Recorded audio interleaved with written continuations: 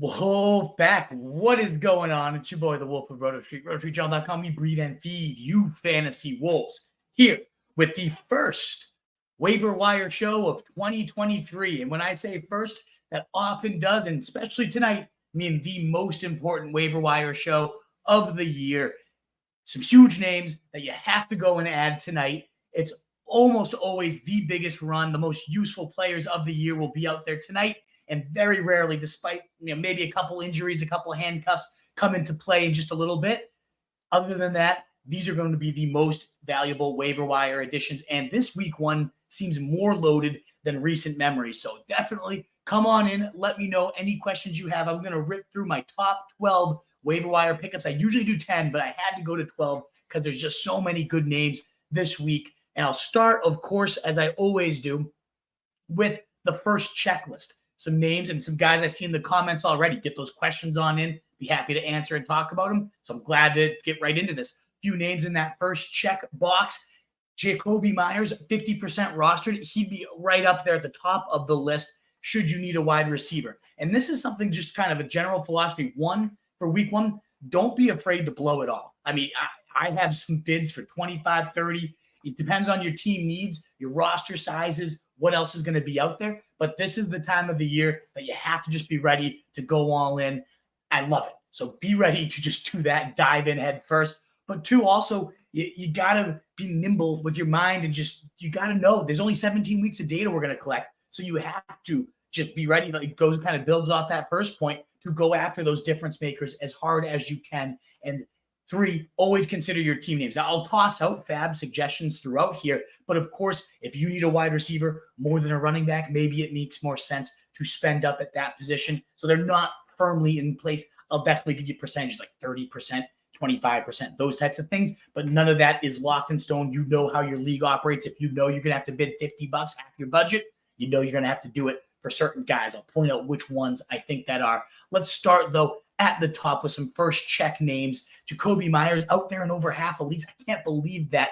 This was a crazy stat from week one. 73% of stats of the Raiders targets went to Jakobi Meyers or Davante Adams. That's the highest percent to go to a wide receiver duo since 52% last year compared to that. That's 20% more than that. And that was A.J. Brown and Devonta Smith last year. So this is a dominant duo right here for the Raiders. And who led the way? Actually, Jakobi Meyers, not Davante Adams.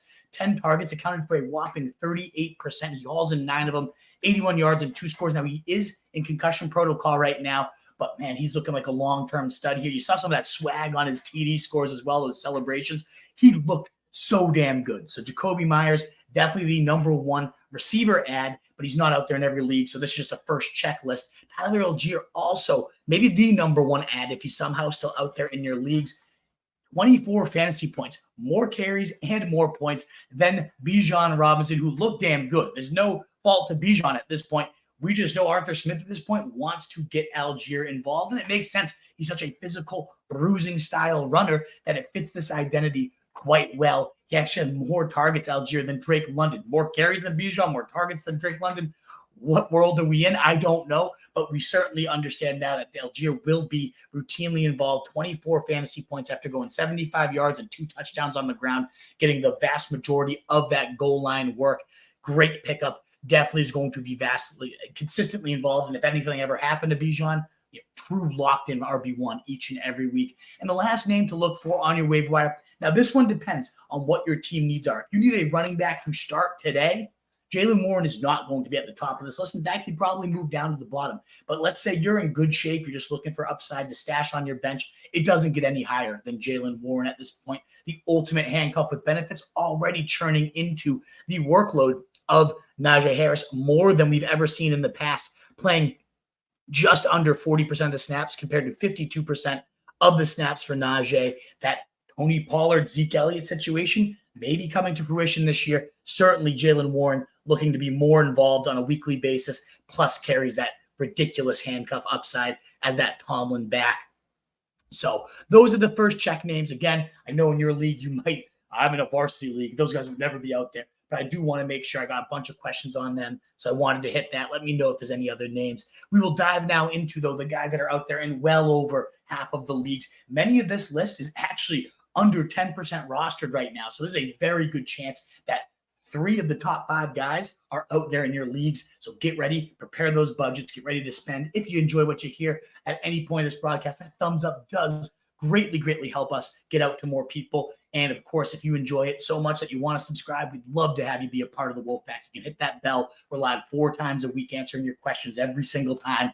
Keep that mailbag coming, over 10 questions already. Can't wait to answer them all. Let's dive in, though. At the top of my week 2 waiver wire list is Kyren Williams. He's 7% rostered, and I would bid at least 30% of my budget to go out and get him.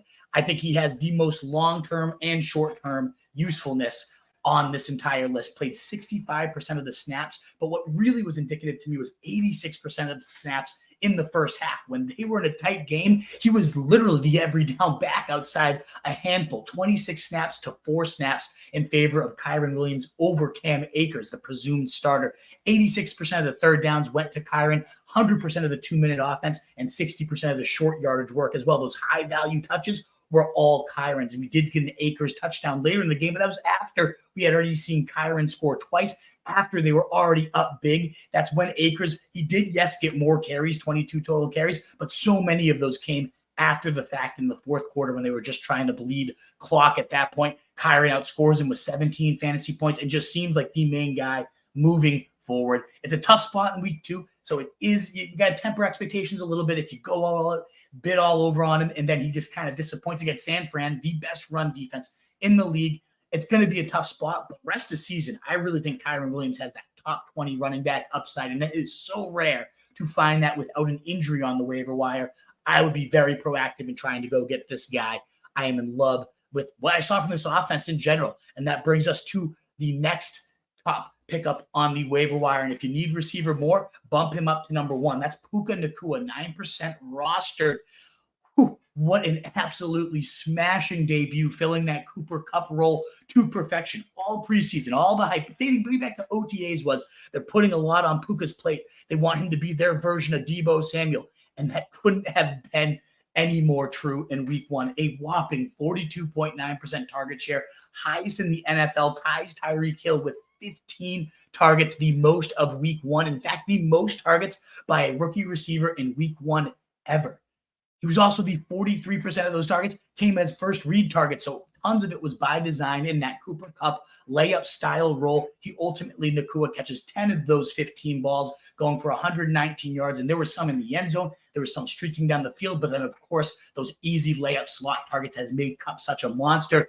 It was as if he never left. And I'm not saying Puka Nakua is Cooper Kupp, but that's how good of a schemer Sean McVay is. And when you have Matthew Stafford looking this good, 335 yards on the day, and if you're in his trust tree, I mean, we've even seen Kenny Galladay, who's been useless the rest of his career, be a wide receiver 1 with Matthew Stafford. If he trusts you, he's getting you the rock. Good things happen in fantasy. So I am all about going all in on Nakua. I think he's also similar to Kyren, worth 30% of your budget, if not more, if you're desperate for a wide receiver. The risk here is when Cooper Kupp returns, what's the role going to be for him? Is this going to be just a 1-for-1?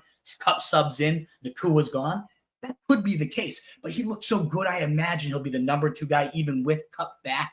The reward is also, too, what if this injury lingers for Cooper Kupp? What if he re-injures himself and has to miss extended time later down the stretch? All things that could happen. So, yes, it's not an ideal week 2 matchup against San Fran, but being in that circle of trust, seeing that type of workload, this type of Cooper Kupp role, it should not be discounted. Now, at 7, though, I want to also cover Tutu Atwell. He's another top 10 pickup for me. He similarly to Nakua also went for exactly 119 yards. So they both had 3.4 yards per route run, given that they both ran 90% of the routes.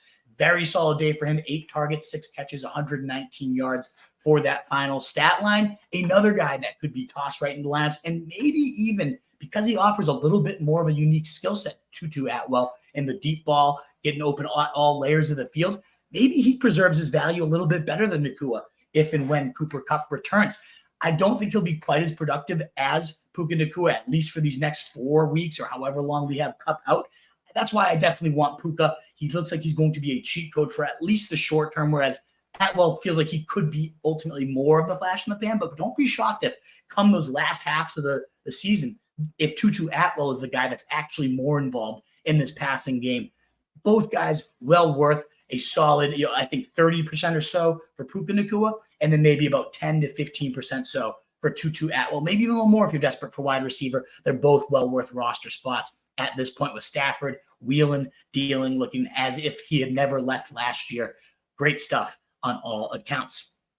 My next highest pickup would be Romeo Doubs of the Packers. He's 30% rostered, and I think he's worth just about that much on your FAAB. With no Christian Watson, Doubs was banged up, didn't play all the snaps. In fact, just 48% of them, only about 67% of the routes, and he's still feasted for over 16 points. That's because he has such incredible chemistry with Jordan Love. This dates back to last preseason when Doubs was the highlight player.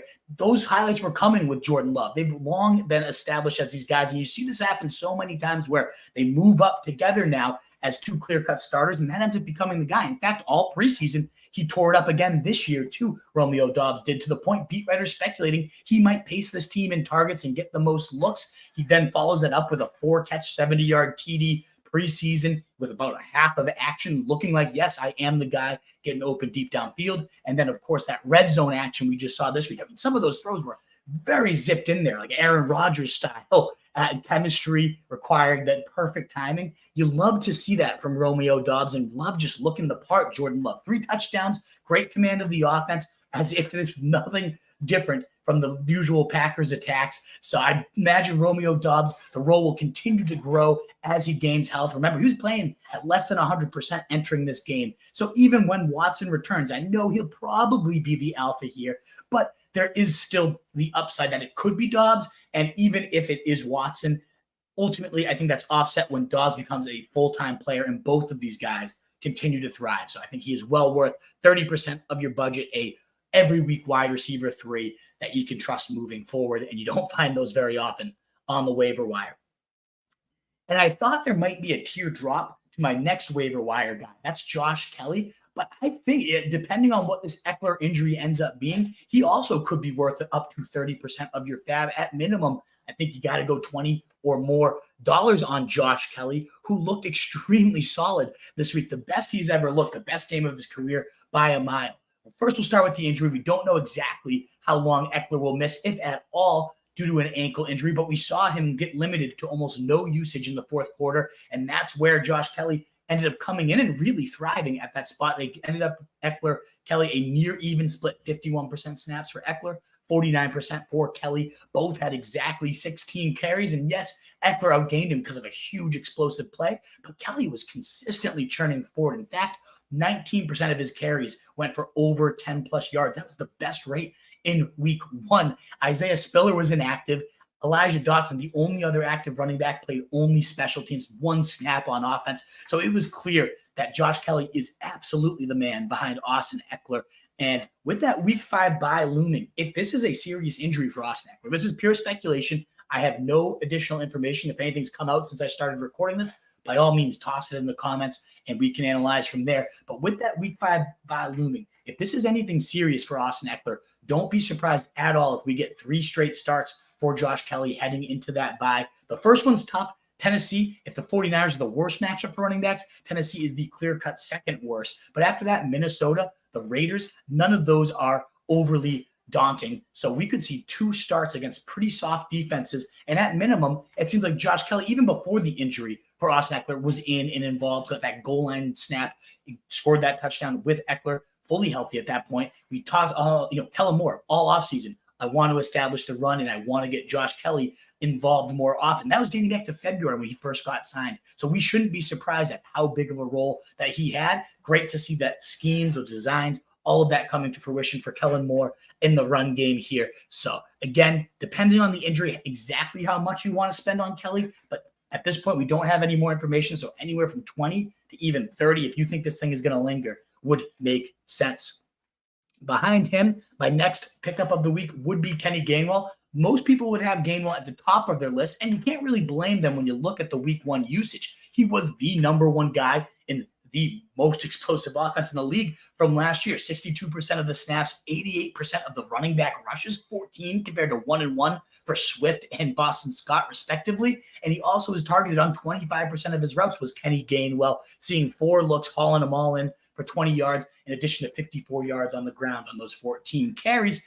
Not the most efficient game, but certainly serviceable at that point. And the thing that makes me worried here, though, is if he misses any time with a rib injury that he's dealing with right now, all that usage matched all the beat reports. It looked like this was going to be the guy, and he really was. But with a rib injury on a short week on Thursday Night Football, that might open the door for Swift, Penny, someone else in this backfield to get an extended look. And what if Penny comes in and just rips off 130 yards?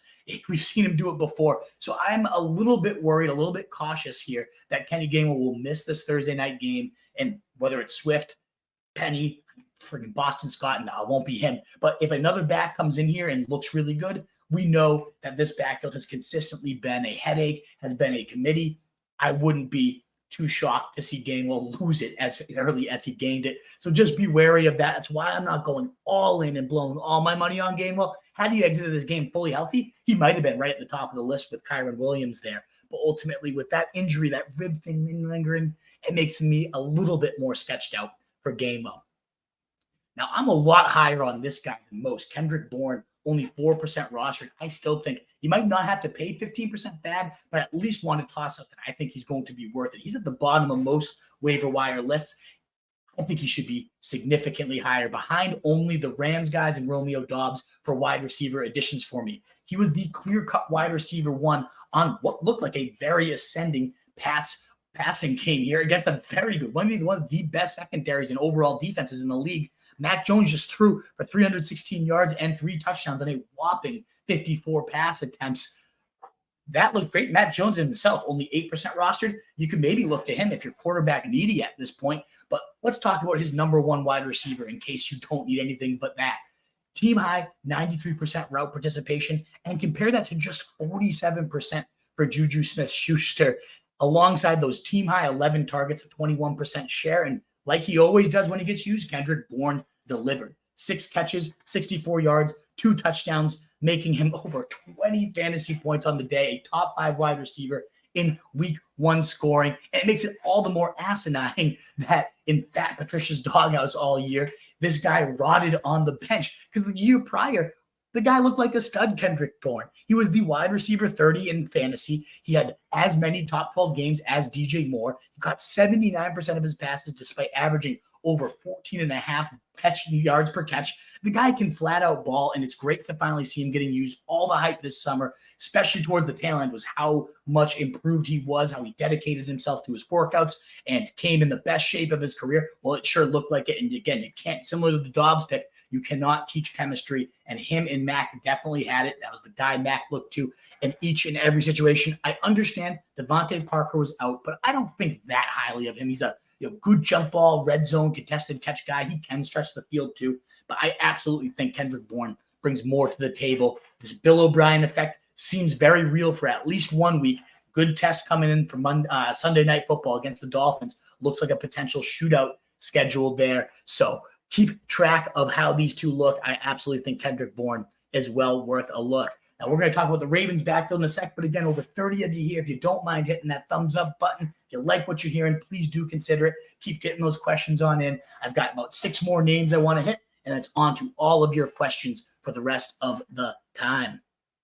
But let's talk about, with J.K. Dobbins suffering, unfortunately, that Achilles tear. Just pour one out for him. It's so sad. Right as he enters a contract year, it's the brutal nature of the game, brutal nature of the business. You hate to see it, but we have to be left picking up the pieces. And I actually think Gus Edwards and Justice Hill, that might end up being the fool's gold of this waiver wire. Some people having them all the way at the top of the list. It seems like the natural shoo-in. I don't know how I feel about it. I think it will definitely be a committee. If you look no further than the snaps after Dobbins left, Hill 41%, Edwards 38%. Attempts, Hill 41%, Edwards 47%. Routes, Hill 33%, Edwards 27%. It was almost a near even split with a little bit of varied usage here and there based on the role. It looked like that Justice Hill might get the more valuable touches, those 2 goal line touchdowns. He dominated the passing game shares as well. But I wouldn't be so quick to run and put all my money on him. If I'm picking one of these guys, in fact, I kind of like Gus Edwards, a much more established track record of the NFL. In fact, with over 500 career carries in the Super Bowl era, he ranks behind only Bo Jackson, Jamal Charles, and Nick Chubb with 5.2 yards per carry over his career. That is not bad company to be mentioned inside. So I definitely think the track record can win out here, that Edwards will be the more viable guy. But in addition to this being a potential 50-50 annoying split all season, what if they trade for JT? Melvin Gordon has just gotten called up from the practice squad, and they definitely could continue to add to this backfield as well. So that's why I'd probably go $15 a FAAB, 10 to 15% on either guy. I'd still like all the reports in the preseason were Justice Hill's the guy. He played ahead of him in the preseason snaps. He fits the Todd Monken scheme better. So maybe it will be Justice Hill. 2 years removed from that Achilles surgery. It's not without the realm of possibility that he is just the better guy for this offense and ultimately gets the usage because of that. I still go with the Gus Edwards track record if I'm picking one or the other. But again, want to reiterate, Kyren Williams, Josh Kelley, Kenny Gainwell, all guys that I'd consider well ahead of these Ravens running backs. Now, wrapping up the list with the last three names here. The tight end I wanted to highlight, we talked about Kendrick Bourne. Hunter Henry, also extremely impressive. In fact, he's currently the number one tight end in fantasy. I know it's only 1 week. I know it was only a whopping 56 yards that got him there, but you did see some really impressive things. 6 targets, 5 catches, many of them high degree difficulty, contested grabs, 56 yards and a score. That's good for the number one tight end so far in fantasy. That would also backed up a lot of the reports as a Pats fan I was reading all summer. It's really the Hunter Henry show. Everyone thought Gesicki was going to come in and be the circus guy, and no, Hunter Henry has been that main vein. Remember, him and Mac Jones, roommate inherited. They lived together for multiple years. They've had that chemistry throughout last year. It now seems like Hunter Henry will be dialed up more consistently. Bill O'Brien is the king of using his tight ends to perfection. So I absolutely love Hunter Henry. I think Gesicki can still have a nice role, and he did this week. A few nice catches out there, but it was definitely Hunter Henry leading the way for tight end targets, and I think you can count on this guy as a top 10 tight end moving forward. So about $10 to $15 if you're tight end needy. I think Hunter Henry is going to be as consistent of a guy that you can find on the waiver wire. In terms of an upside stash guy that I don't think you can use right away, but could come into a very significant role in the near future, that's Roschon Johnson of the Bears, 16% rostered. He actually did have a very usable week for anybody in best ball. You didn't start him in season long, but maybe he pumped his way into your lineup with 5 carries, 20 yards, and a man touchdown. He's bowling over people, breaking a bunch of tackles. The big thing, though, was he was heavily involved as a pass catcher already. In fact, a team-high 7 targets for Roschon Johnson. He hauls in 6 of them for 35 yards. He plays a dominant 67% of the third down snaps, the majority of the 2 minutes as well. So he's clearly carving out that pass-catching back role. All the reports in camp was he dominated in the pass protection drills and earned that role for himself. And we see it in week 1, comes to fruition. Yes, Khalil Herbert started, but he wasn't overly impressive in that start. And don't forget that Roschon Johnson in college, yes, he was behind one of the best prospects we've ever seen, Bijan Robinson. But we also saw Roschon Johnson average more forced missed tackles per touch. And I get that's a volume stat as well. He was just very efficient, though. Whenever he did get in on a very bad Texas team, he similarly thrived. And so Roschon Johnson, I think the kid can ball. He showed he belonged. That's one of the big tests with rookies. Do they actually belong at this NFL level? Roschon clearly looked like he did in this first action at the NFL level. A guy I'd love to stash and see how this continues to play out. And last but not least, Rashee Rice. Don't forget that Thursday night atrocity from the Chiefs receiving corps, and that Rashee Rice was clearly the most impressive player for that corps. Sky Moore, atrocious. Plays all the snaps, 45, second on the team in routes, and only could earn 3 looks. Doesn't even get his first target till late into the third quarter. A whopping 7% target share for an even bigger 0 yards on the day. Ugh, hideous. And he's just never done it at this point. I don't know. We have tons of good praise. Maybe he gets it together. Maybe not. Tony was even worse. 3 horrendous drops, one that goes for a pick 6. Enter Rashee Rice. He goes 3 on 5 targets, 3 catches, 29 yards, and a touchdown on that. He only ran 12 routes, making it an elite 41% targets per route, and played only 30% of the snaps and still was scoring. He scored a quarter of the fantasy points we've already seen Sky Moore score. One preseason game with some shitty drops, but right before that, he had 8 catches, 9 targets, 90 yards, a touchdown. Was looking like an absolute stud after the catch. I could definitely see Rashee Rice's role continuing to grow after this impressive performance. Wolfpack, that wraps up my top 12 waiver wire pickups of week 2. The first waiver wire of the year, the most important waiver wire of the year. I'm going to wrap up this segment and then hit the mailbag by just now getting into your top week 2 defensive streamers. I love the Browns this week. Only 12% rostered right now. They destroyed the Bengals. 2 sacks, only 3 points allowed to Joe Burrow in this high-flying attack. Sure, the weather helped, but I do think under Jim Schwartz's direction, with all those interesting additions as well, that front 7, Myles Garrett, Darius Smith, J.O.K., and that vastly improved secondary that can lock down Jamar Chase and T. Higgins. I think the Schwartz effect is very real here, and now they're stepping into a matchup with the Steelers, who just gave up 5 sacks and 2 picks, will not have Deontay Johnson. Yes, that was against the 49ers' elite defense, but this Browns team really does have the talent and now the coaching to potentially emerge as a top 10 unit, and against a helpless right now Steelers team, I think they could be a top 6 unit this week for sure, even on the road. Definitely one I would look to first if I'm picking up defenses. But right behind them, I love the Tampa Bay Bucks against a Bears team that got dismantled by a mediocre, I think, Packers defense. They're 21% rostered, the Bucks. They held the explosive Vikings to just 17 points, racking up 2 sacks, 2 fumble recoveries, and a pick. And ultimately, they still have so many pieces of that Super Bowl winning defense. Edge rusher Shaquille Barrett, linebackers Devin White and Levante David, Carlton Davis at CB. This is still a defense containing a ton of talent, and the Bears, sure, they might be a little bit improved, but they just gave up the 4 sacks, 2 takeaways, and a defensive touchdown against that Packers team. So ultimately, I could see the Bucks doing something similar at home to this turnover-prone Bears team. Definitely my number 2 ad. And then behind them, the Giants, 9% rostered. They got obviously absolutely obliterated on Sunday Night Football. I imagine they then take out all the frustration they're feeling right now on this hapless, pathetic Cardinals team. They only scored 1 touchdown last week, and it was on the defensive side, a fumble recovery into the end zone. They are far and away the Cardinals, the worst offense in the entire NFL. And yes, they got absolutely buried, this Giants team, but it's not like they have no talent. Dexter Lawrence, Kevion Thibodeau, Bobby Okereke at linebacker, Xavier McKinney in the secondary, a solid player as well. They still have talent. It just wasn't showing up. I think the Cowboys are among the most complete teams in the NFL, and they just had a steamrolling performance. I think the Giants take that heat, that rage they're feeling right now from that game, and just go nuts in Arizona. I think that defense could be great. And I mentioned the Packers coming off a top 3 day because of that great day against the Bears. It's a great secondary, and they're facing Desmond Ridder. They're going to have no problem limiting this guy who just only threw for 115 yards.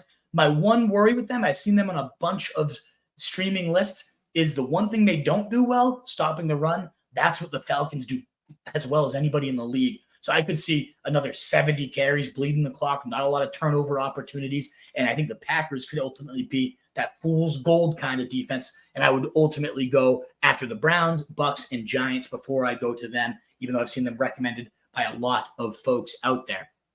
All righty, Wolfpack.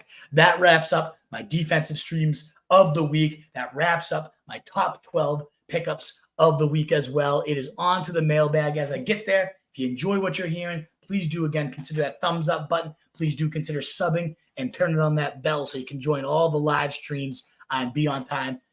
On that note, we'll be live tomorrow instead of Thursday for our usual preview show because I had parent-teacher night tomorrow on Thursday. So I ultimately cannot go live on Thursday. I'd love to do the kickoff show, but we do have to ultimately bump that up a day given that schedule concerns. All righty, let's get on here. Jake Herget, thoughts on Jakobi Meyers? I have 1 spot. I'm bidding on him in Nakua. It's a tough call. I love them both. I do think it depends. I guess it's so hard to separate the two. Honestly, I think of them pretty similarly. I do think Meyers long-term is the better play. I think he lasts longer, given that 38% target share, how great he meshes with Jimmy G's style of game. He was a beast. So I think if it's one or the other, I think Meyers definitely has the longer-term upside. That being said, he's probably going to miss this week. And if you needed a receiver, if you're in desperate straits right now, Puka might make more sense for your team. Personally, though, I would use the 1 spot on Jakobi Meyers, assuming you have wide receiver depth and you don't need to get somebody right in the lineup. Now, if you need someone right in the lineup, though, I do think Puka would be the better play. David Campanelli. Week 1 was ludicrous. That's one word for it. Yeah, absolute madness there. I forgot to put the call-in link, David. My fault. I will put it in there if you're still here with us, just because I know you value that streak, and we can pull you in here. I'll type that in real quick. Call in live. Forgot to get that in there for you. So feel free to jump on in that call live if you have some bitching to do here, Campanelli. It was absolutely brutal. Thoughts on Godwin and London and poor offenses versus Nakua or Doubs? I'm more worried about London than I am Godwin. I didn't think that offense looked that shitty, to be honest, for the Bucs. Mike Evans, 6 for 66 and a touchdown. They didn't need to pile on points because their defense was playing so well. I think that offense, I thought Baker looked really solid, actually, given that nobody ever wants him to be under command. And I like Doubs. I don't know that I drop either of those guys for Puka or Doubs. Maybe, I don't know that you can drop London. Would you drop Ryan for one of your tier 1 waivers? He also is a really intriguing player, really impressive usage. It was just like we saw Sean Payton backfields of the past, where it's a near even split. Tons of impressive receiving work for Ryan. Plus, he has the handcuff with benefits. It just depends on what you need, XY Zipper. Like, if you need a immediate starter, Kyren Williams probably has more value right now than Samaje Perine. Samaje Perine has more upside sitting on that bench if something ever happened to Javonte. I mean, he'd be a top 10 running back. Plus, he's pretty usable even if nothing does. If you need the receiver desperately, then yeah, I might drop Perine for Puka as well. He's right in that range of potentially droppable. So I would probably drop Perine for either of those guys if you need someone to plug in right now. I think I value both of them more. Campanelli with the call-in. What's going on, brother? How are we tonight? I'm all right. How are you doing, Wolf? Hey, doing well, my man, doing well. So you got the kiddo asleep over there? I was dad's night to put the princess to bed. Nice. So just a quick question. After losing Dobbins, is Khalil Herbert droppable for a Kyren or a Josh Kelley? I think for Kyren, yeah, I'd probably rather have him long term. I think Khalil Herbert, Roschon looks so good that his role is only going to diminish, whereas Kyren's is probably only going to grow at this point. So I would, long term, rather have Kyren Williams than Khalil Herbert. I hate dropping him because Herbert has had some impressive efficiency metrics throughout his career, and he didn't look bad this week. I just thought Roschon looked really good. And, it might end up being just a 3-headed nightmare all year, even if Roschon can't separate. So, to me, I think Kyren has a better overall situation than Khalil Herbert. Yeah. And then would OBJ be droppable for any of the wide receivers you mentioned? Because it seemed Puka, like, yeah. I mean, Zay Flowers was the absolute alpha there. So, yeah, I mean, OBJ still intrigued, and I think that offense will continue to improve, but at least for 1 week, and it's only a 1 week sample size, but it's a quick season, and we got to be ready to react. To me, it looked like Zay Flowers is going to be the absolute hog there, and whatever we get, the scraps left. I mean, that was without Andrews even there, that we couldn't see Odell do much more. So, yeah, I think Odell's definitely droppable for a guy like Puka, maybe even Romeo Doubs at that point too. Yeah. And what about a Kendrick Bourne? That's where it gets a little dicey, but I mean, I thought Bourne looked great. I'm a biased Pats fan, but yeah, I mean, he's the number 1, I think. I don't think that's going to change. I really like Bourne. I am higher on him than 99% of people out there. So it depends on what you're feeling too, but he just looked really good. And I think he's going to be the number 1 throughout the year. Especially with Parker was out. I get that. But the fact that Juju only ran 47% of routes and just doesn't look anything special, Bourne is the one that is special there. I'm a big fan. Awesome. Thanks, Wolf. Have a good one. Hey, cheers. Good to see you, Campanelli. Nice to see you. Time to get back on it in week 2. I trust me, I need the rebound as bad as anybody. It was the worst fantasy week of my life. So we're both going to come back big with this waiver wire, baby. Cheers. Proud J.K. Dobbins owner. CJ, pour one out for the man. He was an absolute the worst part about the injury, I mean, one, obviously, real life-wise for him, it just is such a bad timing, and it might be the last time he truly plays. He'll get a prove-it deal next year, and maybe he comes back at some point, but Achilles are just brutal. But it was also just painful to see, he was going to be such a monster in this offense. 23 to 29 snaps, a touchdown, some good receiving work. He was a perfect fit. It's just so damn sad that it didn't happen. I worry it's never going to happen at this point now. pour one out for the man. Put some respect on Kendrick Bourne. I agree, Mark. I don't get why no one respects Kendrick Bourne, but after he does it again this week against that Dolphins secondary, I think everyone's going to be scrambling. Would you drop Mostert and get Kelley? I don't think so, Dan. I mean, Mostert right now, the clear lead back in the Dolphins offense. I know it didn't get you a ton of points this last week, but I think Mostert definitely carries that upside. Even when Wilson comes back, it looks like this team really loves him. I would rather have Mostert on my team than Kelley. The Wolf, what's up, LBJ? Hey, thanks for tuning in. Jeff Lee, sup, Wolf, half PPR. Would you drop George Pickens? I wouldn't. No, not for any of these guys. And Pickens is such a crazy case because he'll make some circus catches that only a 2% of, not even like 0.001% of people on this planet could ever make. And then they come out of bounds. Its usage is just so fucking frustrating in that sense because it's like always on the sideline and it's never these easy layups. But that being said, Deontay is going to be banged up for at least a few weeks at this point, Jeff. So I want to at least see what Pickens does as the supposed clear-cut number one guy. It's worth mentioning that Allen Robinson was the target hog, 8 targets. Ended up, I can't believe that word's coming out, right? Allen Robinson, target hog. Somehow he was the main guy, though. I imagine they continue to scheme for Pickens better. If you're frustrated, Jeff, and you want to go for it, like you could go for Puka. Any of those 3 guys are all upside, but me personally, I wouldn't drop George Pickens. I just think he's too good of a talent. I hope he's not just fool's gold. It's Charlie saying, yep, pour one out for JK. Indeed, guys. Speedy recovery. Hope he can somehow regain that explosiveness that makes him so damn special. Thoughts on these 3 from Mr. Noto. Good to see you, Mr. Noto. Who should you put it in or should you wait? I would say one. I don't think you wait. I don't know that we'll see a waiver wire this impressive. Kyren, Josh Kelley, Zay Jones. You have Bijan, Aaron Jones, Allgeier, and Mostert. So you're pretty good at running back. Chase, Ayuk, I mean, you're good at receiver too. I would still go after Kyren. You're loaded at pretty much all the spots, but I'd say you're a little bit weaker at running back, especially if Aaron Jones is knocked out this week. I think I go for one of those running backs, whichever one you end up valuing higher. No, too. If you think Kelley's the guy, go for it. But I personally go Kyren Williams. Even if you don't have to use him this week, I think you're getting the Rams starting running back, the main guy in that offense. So in better matchups, not the 49ers this week, but in better matchups, I really think Kyren is going to be a stud throughout the year. So I would use that waiver wire pick on him. Thoughts on dropping Juwan Johnson or Musgrave for Hunter Henry? I would do that. Yes. I have Juwan Johnson as my backup to Mark Andrews right now, and I am going to be trying to drop him for Hunter Henry. Yes. So I think the Hunter Henry Johnson might be the 4th option on that team. I mean, Thomas looked good. Olave's obviously a freak. Rashee Shaheed, I should have mentioned him as an honorable mention. I mean, he looked phenomenal too. If you miss out on all these other guys, don't be hesitant to put a little claim in on Rashee Shaheed as well. So I think Juwan Johnson just too crowded of a depth chart to consistently be a guy. So I think that was a repeat from Jeff there. So we'll keep rolling. How much FAAB for Yoso Tony?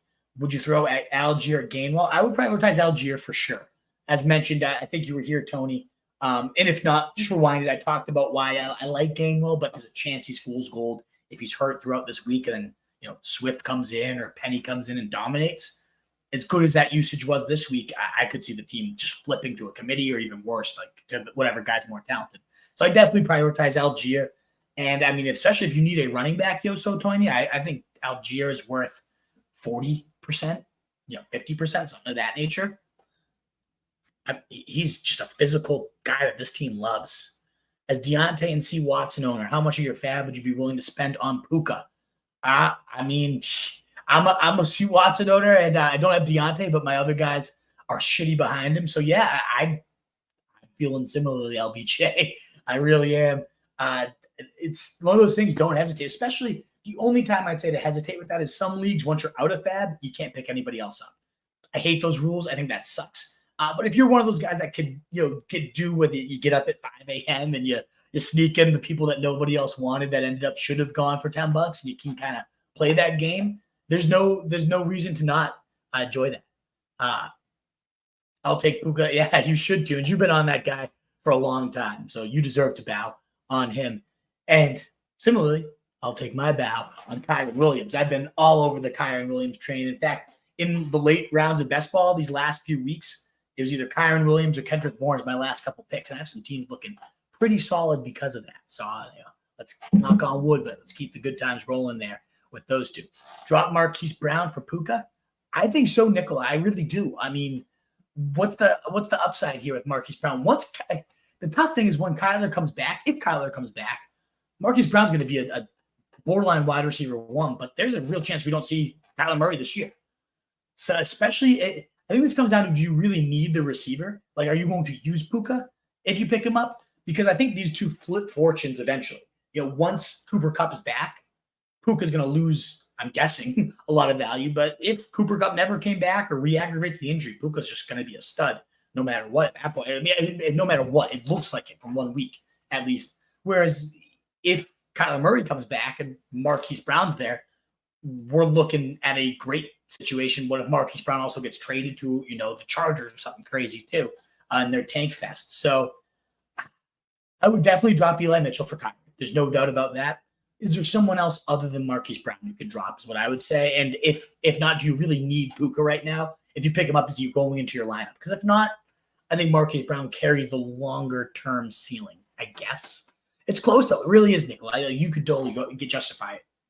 Lost JK and had the number 1 priority. Sorry for the loss, Omar. Brutal. I don't think Justice Hill is worth it. I think Kyren Williams is worth burning it though. I would not be waiting. I think Kyren Williams is the Rams running back, and it's going to be tough this week, tough sledding because of the 49ers, but that will add right to your depth. You're going to starting running back right there, Omar. With Dobbins, London, Deontay on my team, I need an immediate flex play. Allgeier or Puka? I think immediate flex play, it's Puka. At the wide receiver position, it seems like you need a little more depth, and you have Bijan. It's one of those tricky things where it's great to have the handcuff too. It's one of those backfields you could use both of them. I mean, they both scored over 20 fantasy points this week. So I could see that too. It depends on what your weaker at, Bulldog, honestly. Like whatever position you feel you have a weaker depth at, go with them. I think both are worth the number 1 claim. I in a vacuum value Allgeier more, but your situation is a little bit muddier since you already have Bijan. So I get that too. All right, last couple here. Few good questions to wrap it up. Austin, we have a small bench. Puka, Doubs, Bourne, Gainwell. Jeez. Need to, if you think, I think you should drop Zeke. And I would go the exact order. Watch the show. I go in the order and then I value them, Augustus. So I would, of these, I have Puka the highest and Kyren the highest. So I would go the 2 Rams guys. Is how I would do it, Augustus. But absolutely. Rip it up, man. Love the name Augustus, too. It's just like an emperor. In one league, Zay Flowers come on. Like, there's no doubt about that. If you're in a league with Zay Flowers, folks, just turn the show off and go pick him up and call it a day. I'd bid $100. If I had 100 FAAB, I'd bid all 100 to get Zay Flowers at this point. There's no doubt about it, Daniel. Yes, go get him. What's up, Geckel? Good to see you, man. I feel like it's been a minute since we saw you, Geckel. Pumped to see you back around these streets. I have a lot of trash. What should I hold on to? Akers, Burks, Swift, Deion Jackson. You're obviously not cutting tea. I mean, I don't think you have to hold on to Deion Jackson. Eli Mitchell's a good handcuff. I'm off on Burks at this point. Akers is cuttable too. I mean, he really is. I would probably hold on to Akers and Swift, at least Swift through Thursday night and see what he does. And, if Gainwell's out and he rips it up, great. But I would rank the cuttableness Deion, then probably Eli Mitchell, then Burks. But any of those 3, and even Akers, if you really wanted to, are cuttable. Do you rate McKinnon above? I'd say below pretty much most of this list, Charlie. I think you have McKinnon for December. At this point, if you need the guys to help you to get to December, then McKinnon's cuttable. I mean, he didn't catch anything even with Kelsey out. He's going to do nothing until they really need to rely on him in that crunch time.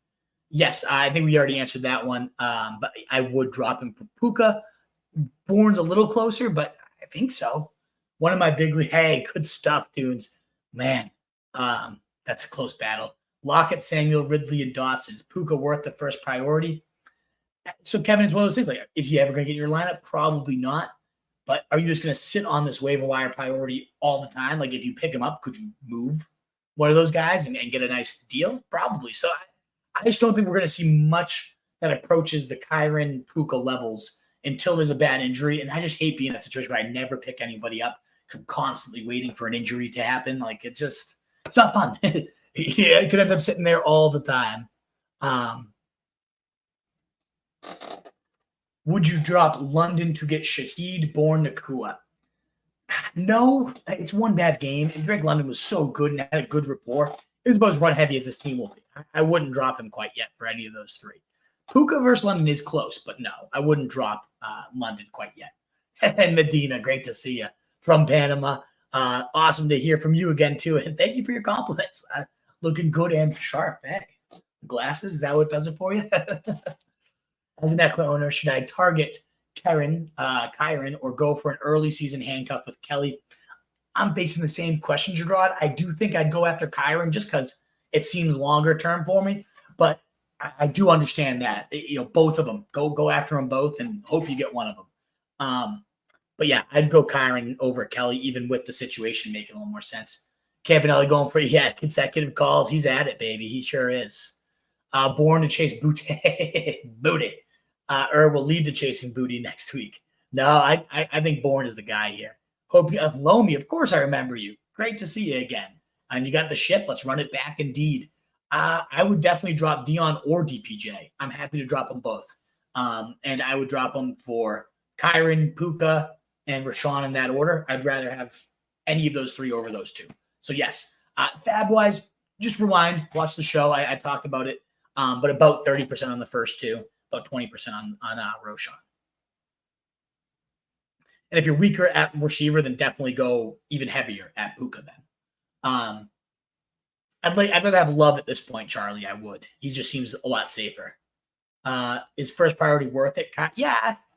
I mean, either one, Kevin.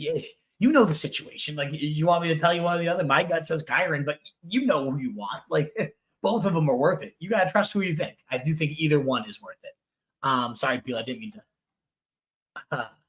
Would you go Puka or Kyren for long-term success? It's so tough to know, Bill. Like, what is Cooper Kupp's situation going to be? If you told me he plays only no games, then Puka's going to be a monster all year. If he comes back and re-aggravates it, Puka's back to being a monster. I do think Puka plays that Kupp role, and like he could also just disappear when Kupp comes back, whereas Kyren is going to probably be that long-term guy.